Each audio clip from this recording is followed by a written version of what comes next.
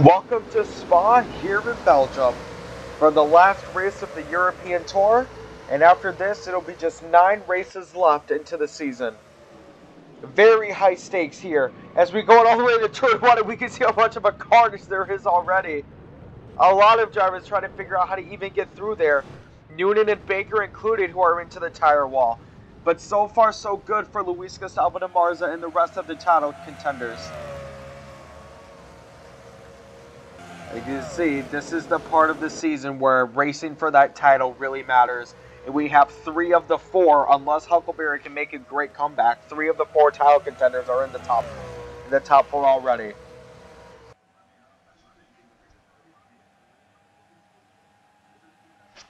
Luis Gustavo de Marza is really known for his road course ability.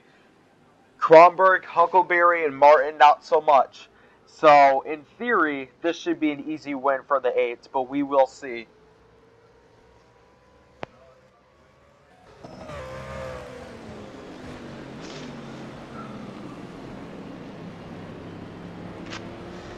The top 4 are so far hanging out with the 8 yet. You can see that the 8 is already getting a lot of acceleration out of those corners.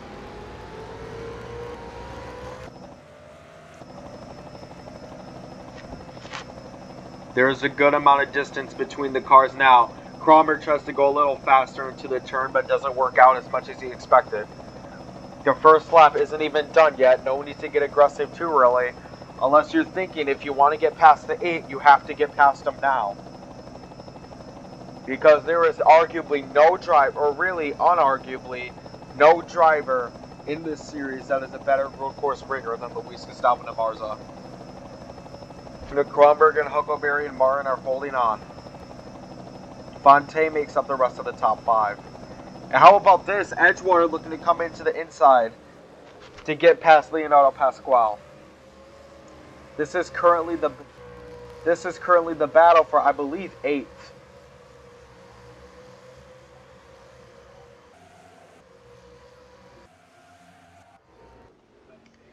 Luis Gustavo de Marza is on the verge of taking lap 1. Very good racing from him so far. Other than turn 1, it's been pretty nice and clean.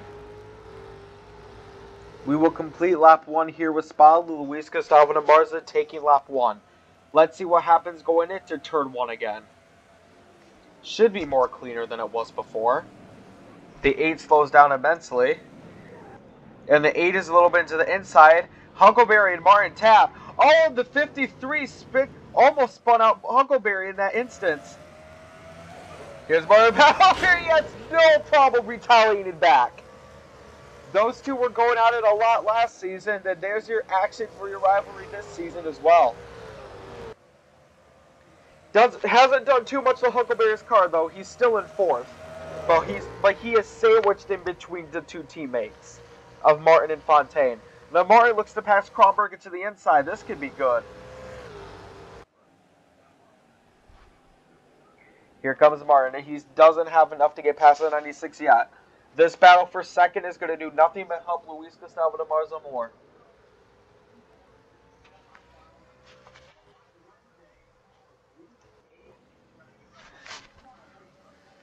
The 8 has a pretty comfortable lead. It's just hanging on and letting the 96 and the 7 duke it out. Let's see if there's any other good road course action going on between some other positions. It's the 7 and the 44 that are still in a very good battle. They've been trading places back and forth for the last lap now. The 7 and the 44th are in fact battling for 8th. Let's get a view of what this battle looks like from the 14 of Cassin Damatala, your Monza winner. As you can see, the cars are pretty close together coming out of these turns, staying into that slipstream and then dive bombing into the corner. We'll see how aggressive they want to get this early into the race. But meanwhile, let's get our concentration back onto the 96 and 70. Oh, they make contact.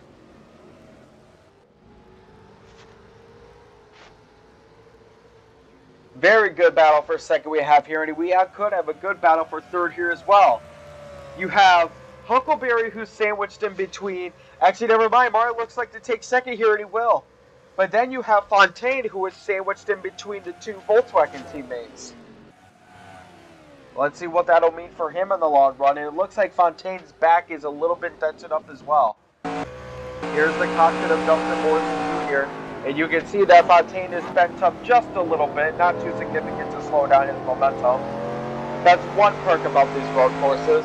There's not a lot of because of all the slow turns you're taking, your car doesn't have to be in the best shape, and you can still have a pretty decent chance of overtaking opponents. Coming all the way into Gear 1. It looks like Fontaine looks to overtake Huckleberry, but he is faster out of the corner.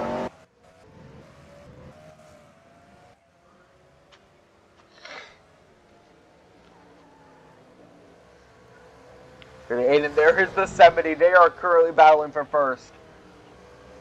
Coming uphill, the 96 is comfortably in third now, but we need to go back. We need to go back and take our action into the battle for the lead between the 8 and the 70.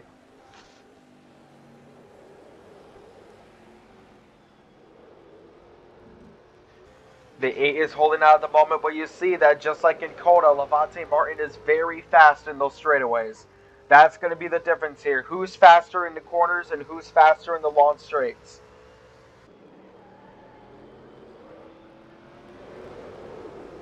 Martin is falling behind the 8 a little bit, but I don't think he's too worried.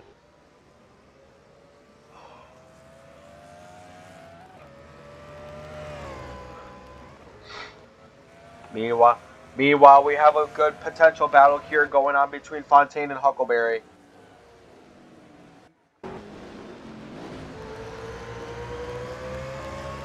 Huckleberry's side is damaged a little from Martin's impact, but it hasn't affected his race too significantly.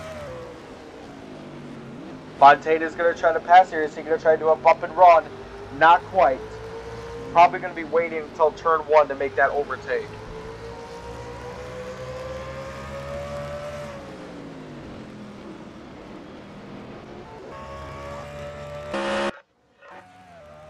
Here comes the 8, looking to take the halfway point checker flag, but Martin is coming.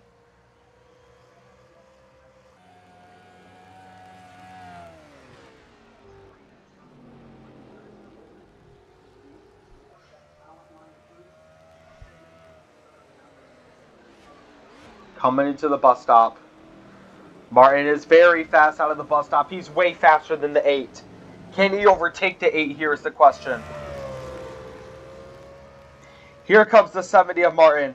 Martin is very fast coming into turn 1, and he might not even be able to brake. That is way braking for Martin. He slips and he hits the tire wall. And that's essentially going way too fast coming into turn 1 for Martin. That's essentially going to seal the win for Luis Gustavo Barza, but Martin is still going, surprisingly. His engine is still fully functional. He's taking advantage. He does not want to lose as many spots from the 8 as he can. As you can see from... Wow, look at that from the cockpit. His car says critical damage, but he's actually doing a decent job at keeping up with his teammate. He can just barely see what's going on in front of him. Well, it's basically sealed the deal for the number 8 now that Martin has taken himself out of the race from being way too aggressive. The 8 has to chill now. But here we go. The 16 and the 53 are in a very good battle. That battle for 4th. Is Fontaine going to try to look into the inside? They are practically just a car length apart.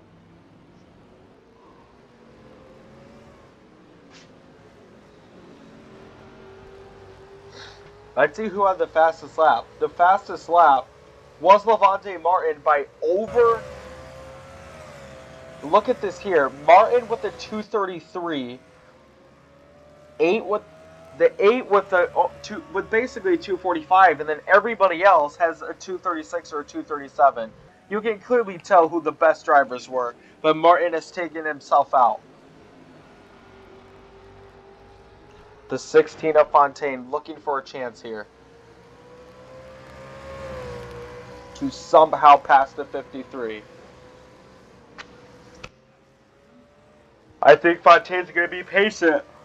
It's probably going to be into turn 1 that he takes the opportunity. Luis Gustavo de Marza is a very good amount behind from the rest of the pack.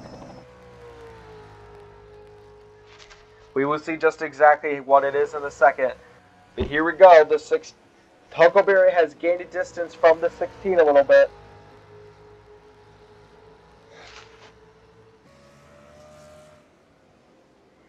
Coming into the bus stop, you can see that the A has already crossed a line to take for lap 5. We will see how large the gap is in a second. The gap between first and second is almost 7 seconds. Here we go, coming into turn 1. Edgewater looks to pass Morrison Jr. probably come out of this straightaway. Fontaine and Huckleberry take this same line, but Edgewater almost taps the back of, hits the corner pound of Morrison Jr. And how about Martin, who is still keeping up with the pack despite his bent up front? Huckleberry did a really good job at coming out of turn 1, and because of that good job coming out of turn 1, he has kept himself distance from Fontaine very well.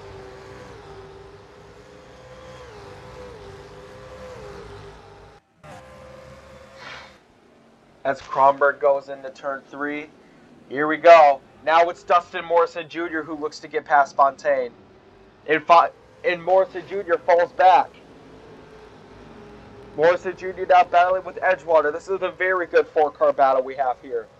2 Volkswagen teammates, a Bidvest Racing Group member, and a Mason-Dixon Motorsports member. The 34 of Hopkins is way back in 18th. She's not in contention for who's going to be the best performing team. But nevertheless, a very good battle between these 4. As the 8 and the 96 come to seal first and second with a lap and a half to go. But the rest of the top 5 should be very competitive.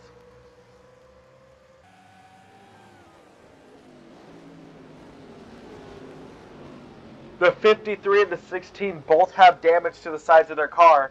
Edgewater and Morrison Jr. are completely clean. Will that make a difference for this next lap and a half?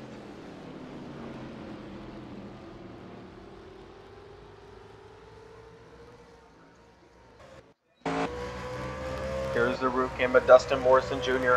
He did fall off a little bit. He was slow coming out of that turn. And here comes Edgewater, who is now creeping up on Fontaine.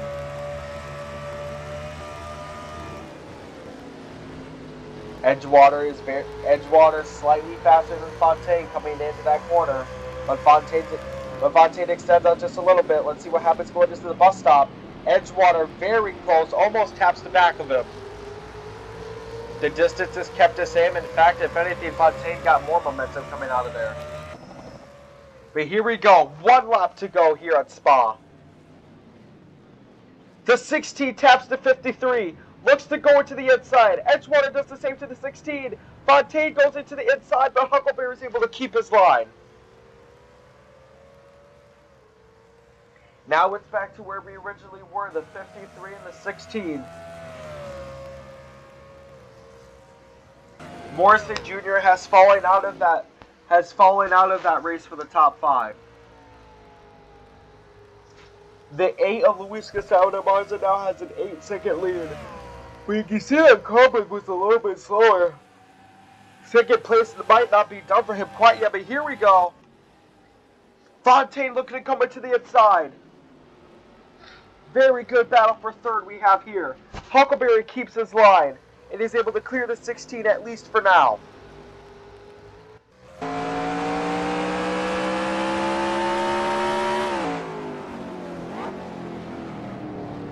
Coming to one of the U-turns. 16 hoping. I don't even think it's a matter of dropping anymore. You want to make your move, you have to make your move now, and Edgewater is coming. Here we go. The 16 is way faster coming out of that turn. Is he going to take advantage of it? They might make contact coming into this turn. And so far they don't. Fontaine hesitates just a little bit. Uses the absolute L most of the track. He's going to try to wrap Huckleberry around from the outside.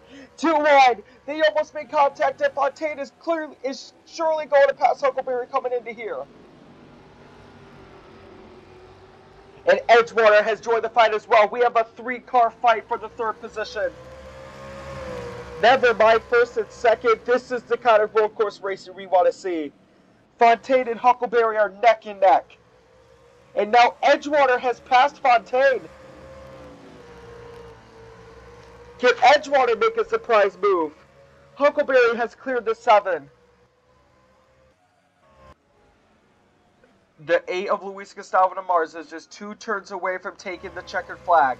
But here comes the 53 of Huckleberry, hoping to keep his 3rd spot.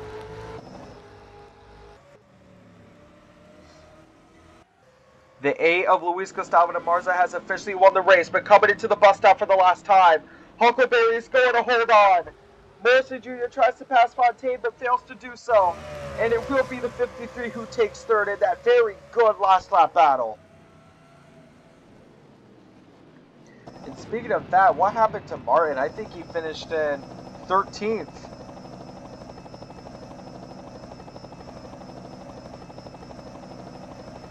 Here is Martin, despite